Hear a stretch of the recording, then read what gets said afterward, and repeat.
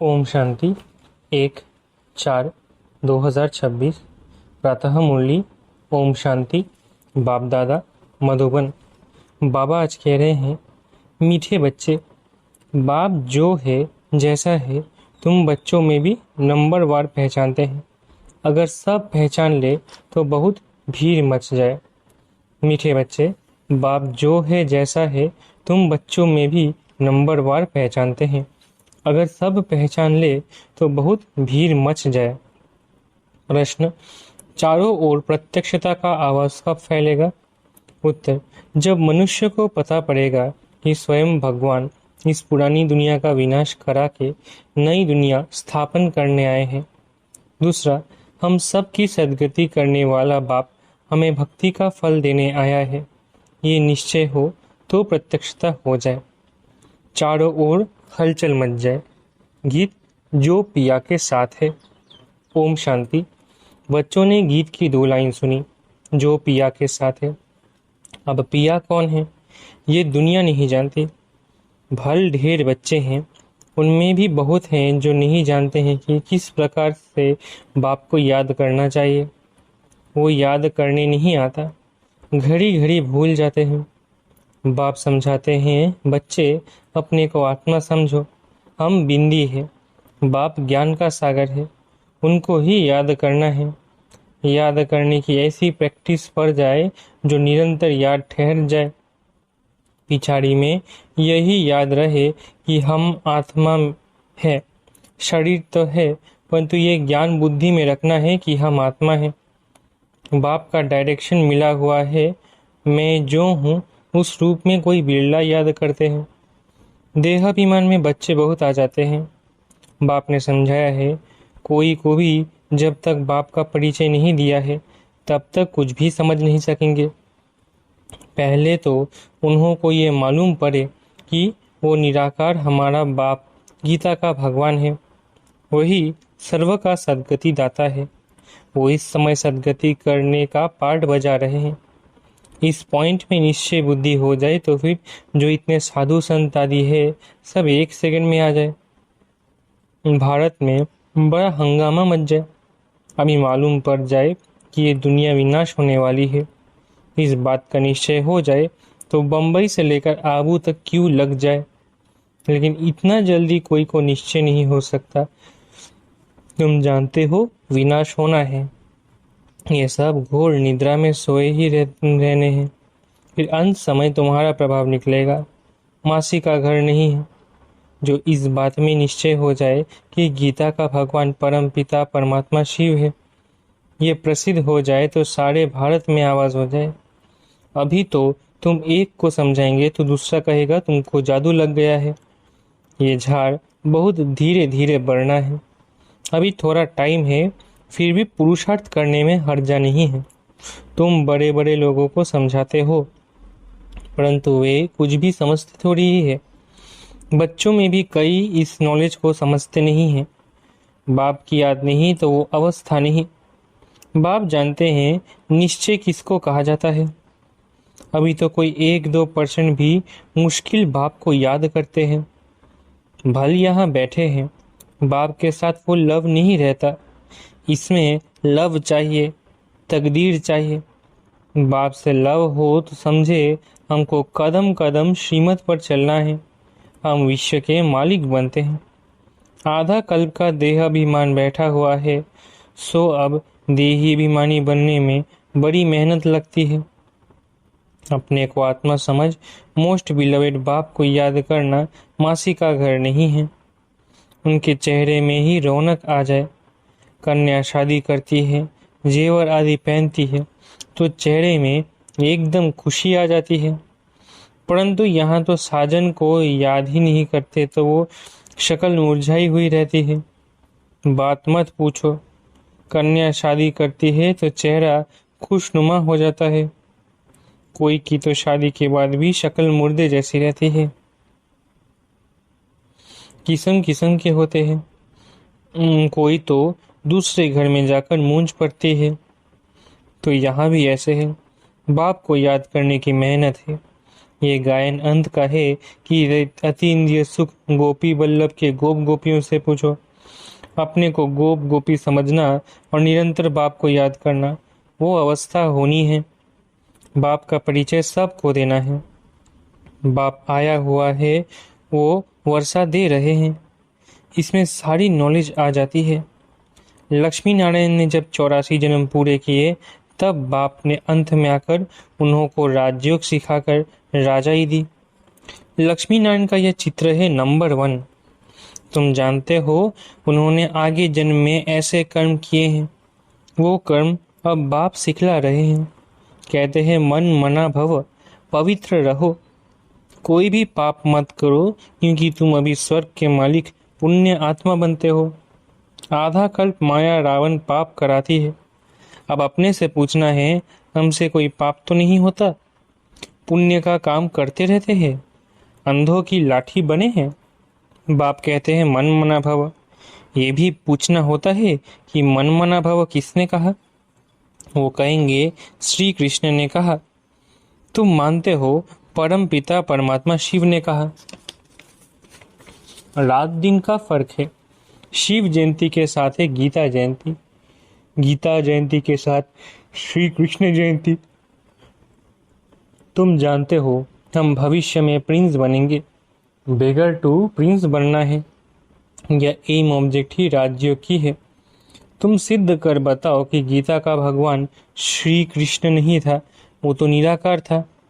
तो सर्वव्यापी का ज्ञान उड़ जाए। सर्व का सद्गति दाता पतित पावन बाप है। कहते भी है कि वो लिबरेटर है, फिर सर्वव्यापी कह देते। जो कुछ बोलते हैं समझते नहीं हैं। धर्म के बारे में जो आता है बोल देते हैं। मुख्य धर्म है 3। देवी देवता धर्म तो आधा कल चलता है। तुम जानते हो बाप ब्राह्मण देवता क्षत्रिय धर्म स्थापन करते हैं। ये दुनिया नहीं जानती है। वो तो सतयुग को ही लाखों वर्ष कह देते हैं। आदि सनातन देवी देवता धर्म है सबसे ऊंचा, परंतु ये अपने धर्म को भूल इरिलीजियस बन पड़े हैं। क्रिश्चियन लोग अपने धर्म को नहीं छोड़ते। वो जानते हैं क्राइस्ट ने हमारा धर्म स्थापन किया था। इस्लामी, बौद्धी, फिर क्रिश्चियन, ये है मुख्य धर्म। बाकी तो छोटे छोटे बहुत है। कहाँ से वृद्धि हुई ये कोई नहीं जानता। मुहम्मद को अभी थोड़ा समय हुआ है। इस्लामी पुराने हैं, क्रिश्चियन भी मशहूर है, बाकी तो कितने ढेर है। सबका अपना अपना धर्म है, अपना भिन्न भिन्न धर्म, भिन्न भिन्न नाम है, तो मूंझ गए हैं। ये नहीं जानते कि मुख्य धर्मशास्त्र ही चार है। इसमें डीटिज्म, ब्राह्मणिज्म भी आ जाते हैं। ब्राह्मण सो देवता, देवता सो क्षत्रिय, ये किसको पता नहीं है। गाते हैं ब्राह्मण देवताय नमः। परम पिता ने ब्राह्मण देवता क्षत्रिय धर्म की स्थापना की। अक्षर है, परंतु पढ़ते ऐसे हैं जैसे तोते। ये है कांटों का जंगल। भारत गार्डन ऑफ फ्लावर था, ये भी मानते हैं, परंतु वो कब, कैसे, किसने बनाया, परमात्मा क्या चीज है, ये कोई नहीं जानते। तो ऑर्फन हो गए ना। इसलिए ये लड़ाई झगड़े आदि है, सिर्फ भक्ति में खुश होते रहते हैं। अब बाप आए हैं सोजरा करने, सेकंड में जीवन मुक्त बना देते हैं। ज्ञान अंजन सदगुरु दिया, अज्ञान अंधेर विनाश। अभी तुम जानते हो हम सोजरे में हैं। बाप ने तीसरा नेत्र दिया है। भल देवताओं को तीसरा नेत्र दिखाते हैं, परंतु अर्थ नहीं जानते। वास्तव में तीसरा नेत्र तुमको है, उन्होंने फिर दे दिया है देवताओं को। गीता में ब्राह्मणों की कोई बात नहीं, उसमें तो फिर कौरव पांडवों आदि की लड़ाई, घोड़े गाड़ी आदि लिख दी है। कुछ भी समझते नहीं। तुम समझाएंगे तो कहेंगे तुम शास्त्र आदि को नहीं मानते हो। तुम कह सकते हो हम शास्त्रों को मानते क्यों नहीं हैं। जानते हैं ये सब भक्ति मार्ग की सामग्री है, गाया हुआ है ज्ञान और भक्ति। जब रावण राज्य होता है तब भक्ति शुरू होती है। भारतवासी वाम मार्ग में जाकर धर्म भ्रष्ट और कर्म भ्रष्ट बन जाते हैं, इसलिए अब हिंदू कहला दिया है। पतित बन गए हैं। पतित किसने बनाया? रावण ने। रावण को जलाते भी है, समझते हैं ये परंपरा से चला आता है, परंतु सतयुग में तो रावण राज्य ही नहीं था। कुछ भी समझते नहीं। माया बिल्कुल ही पत्थर बुद्धि बना देती है। पत्थर से पारस बाप ही बनाते हैं। जब आयरन एज में आए तब तो आकर गोल्डन एज स्थापन करे। बाप समझाते हैं, फिर भी बड़ा मुश्किल किसकी बुद्धि में बैठता है। तुम कुमारियों की अब सगाई होती है, तुमको पटरानी बनाते हैं। तुमको भगाया, अर्थात तुम आत्मा को कहते हैं तुम मेरे थे, फिर तुम मुझे भूल गए हो। देह अभिमानी बन माया के बन गए हो। बाकी भगाने आदि की तो बात नहीं। माँ में कम याद करो, याद की ही मेहनत है। बहुत देह अभिमान में आकर विकर्म करते हैं। बाप जानते हैं ये आत्मा मुझे याद ही नहीं करती है। देह अभिमान में आकर बहुत पाप करते हैं, तो पाप का घड़ा 100 गुना भर जाता है। औरों को रास्ता बताने के बदले खुद ही भूल जाते हैं और ही जास्ती दुर्गति को पा लेते हैं। बड़ी ऊंची मंजिल है। चढ़े तो चाके वैकुंठ रस, गिरे तो चकनाचूर। ये राजा स्थापन हो रही है। इसमें फर्क देखो कितना पड़ जाता है। कोई तो पढ़कर आसमान में चढ़ जाते हैं, कोई पट में पड़ जाते हैं। बुद्धि डल होती है तो पढ़ नहीं सकते हैं। कोई कहते हैं बाबा हम किसको समझा नहीं सकते। कहता हूँ अच्छा सिर्फ अपने को आत्मा समझो, मुझ बाप को याद करो तो मैं तुमको सुख दूंगा, परंतु याद ही नहीं करते। याद करे तो औरों को याद दिलाते रहे। बाप को याद करे तो पाप नष्ट हो जाए। उनकी याद बिगड़ तुम सुख धाम में जा नहीं सकते हो। 21 जन्मों का वर्षा निराकार बाप से मिल सकता है, बाकी तो सब अल्पकाल का सुख देने वाले हैं। कोई को रिद्धि सिद्धि से बच्चा मिल गया व आशीर्वाद से लॉटरी मिल गई तो बस विश्वास बैठ जाए।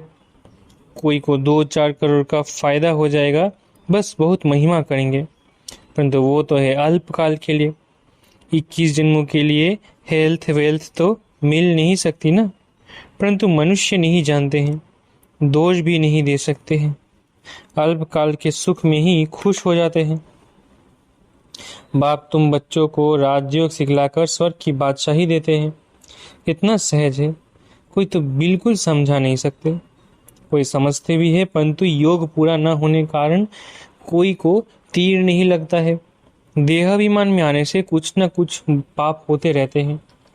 योग ही मुख्य है। तुम योग बल से विश्व के मालिक बनते हो। प्राचीन योग भगवान ने सिखाया था, न कि श्री कृष्ण ने। याद की यात्रा बड़ी अच्छी है। तुम ड्रामा देखकर आओ तो बुद्धि में सारा सामने आ जाएगा। कोई को बताने में टाइम लगेगा। ये भी ऐसे है, बीज और झाड़, ये चक्र बड़ा क्लियर है। शांतिधाम, सुखधाम, दुखधाम सेकंड का काम है ना, परंतु याद भी रहे ना। मुख्य बात है बाप का परिचय। बाप कहते हैं मेरे को याद करने से तुम सब कुछ जान जाएंगे। अच्छा, शिव बाबा तुम बच्चों को याद करते हैं, ब्रह्मा बाबा याद नहीं करते। शिव बाबा जानते हैं हमारे सपूत बच्चे कौन कौन हैं। सर्विसेबल सपूत बच्चों को तो याद करते हैं, ये थोड़ी ही किसको याद करेंगे। इनकी आत्मा को तो डायरेक्शन है, मामे कम याद करो। अच्छा, मीठे मीठे इसी की लत है बच्चों प्रति माता पिता बाप दादा का याद प्यारा गुड मॉर्निंग। रूहानी बाप की रूहानी बच्चों को नमस्ते। हम रूहानी बच्चों की रूहानी माता पिता बाप दादा को याद प्यार गुड मॉर्निंग और नमस्ते। धारणा के लिए मुख्य सार। पहला, तकदीरवान बनने के लिए एक बाप से सच्चा सच्चा लव रखना है। लव रखना माना कदम कदम एक की ही श्रीमत पर चलते रहना। दूसरा, रोज पुण्य का काम अवश्य करना है। सबसे बड़ा पुण्य है सबको बाप का परिचय देना, बाप को याद करना और सबको बाप की याद दिलाना। वरदान, अपनी दृष्टि और वृत्ति के परिवर्तन द्वारा सृष्टि को बदलने वाले साक्षात्कार मूर्त भव। अपनी दृष्टि और वृत्ति के परिवर्तन द्वारा सृष्टि को बदलने वाले साक्षात्कार मूर्त भव। अपनी वृत्ति के परिवर्तन से दृष्टि को दिव्य बनाओ तो दृष्टि द्वारा अनेक आत्माएं अपने यथार्थ रूप, यथार्थ घर तथा यथार्थ राजधानी देखेंगी। ऐसे यथार्थ साक्षात्कार कराने के लिए वृत्ति में जरा भी देहाभिमान की चंचलता न हो तो वृद्धि के सुधार से दिव्य दृष्टि दिव्य बनाओ, तब यह सृष्टि परिवर्तन होगी। देखने वाले अनुभव करेंगे कि यह नयन नहीं लेकिन यह एक जादू की डिबिया है। यह नयन साक्षात्कार के साधन बन जाएंगे। स्लोगन, सेवा के उमंग उत्साह के साथ बेहद की वैरागी वृत्ति ही सफलता का आधार है। स्लोगन, सेवा के उमंग उत्साह के साथ बेहद की वैरागी वृत्ति ही सफलता का आधार है। अव्यक्त इशारे, महान बनने के लिए मधुरता और नम्रता का गुण धारण करो। मधुरता के गुण को धारण करने वाला यहाँ भी महान बनता है और वहाँ भी मर्तबा पाता है। मधुरता वालों को सभी महान रूप से देखते हैं, तो ये मधुरता का विशेष गुण हर बच्चे में होना चाहिए। मधुरता की मधु जिनके साथ है उन्हें हर कार्य में सफलता ही सफलता है। उनके जीवन से असफलता मिट जाएगी। अच्छा, ओम शांति। शुक्रिया बाबा।